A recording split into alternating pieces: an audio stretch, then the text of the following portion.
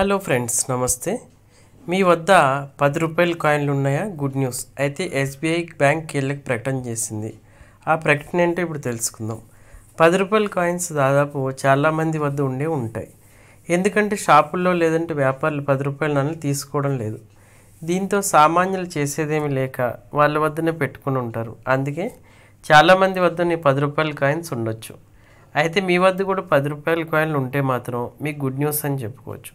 ఎందుకంటే దేశీయ అతిపెద్ద ప్రభుత్వ రంగ బ్యాంక్గా కొనసాగుతున్న ఎస్బీఐ తాజాగా కీలక ప్రకటన చేసింది. 10 రూపాయల నాణేలపై State Bank of India good news అందించింది. 10 రూపాయల కాయిన్లపై చాలామందిలో అనుమానాలు ఉండొచ్చు. అటు వ్యాపారులు ఇటు ప్రజల్లో ఉన్న అపోహలను తొలగించేందుకు స్టేట్ బ్యాంక్ ఆఫ్ ఇండియా అధికారులు శనివారం వ్యాపారులకు ప్రజలకు 10 రూపాయల నాణేలను పంపిణీ చేశారు.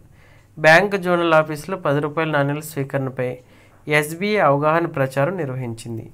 దేశీయ కేంద్ర బ్యాంక్ భారతీయ రిజర్వ్ బ్యాంక్ అంటే ఆర్బీఐ సమన్వయంతో దీన్ని చేసింది. వ్యాపారులకు 10 రూపాయల నాణేలు అందించింది. వ్యాపారులు, చిరు వ్యాపారులు, ప్రజలు 10 రూపాయల నాణేలు స్వీకరించేందుకు విముఖత చూపుతున్నట్లు కనిపిస్తుందని SBI Hyderabad circle general manager Prakash Chandra బరోర్ తెలిపారు. ఫేక్ మెసేజ్లు కూడా బాగా వ్యాపించాయని, అందుకే చాలామంది 10 రూపాయల కాయిన్స్ తీసుకోవడం లేదని ఆయన తెలిపారు. అందుకే ఈ 10 రూపాయల నాణేల వాస్తవికత గురించి బ్యాంక్ అధికారులు పలు అంశాలు వెల్లడించారు.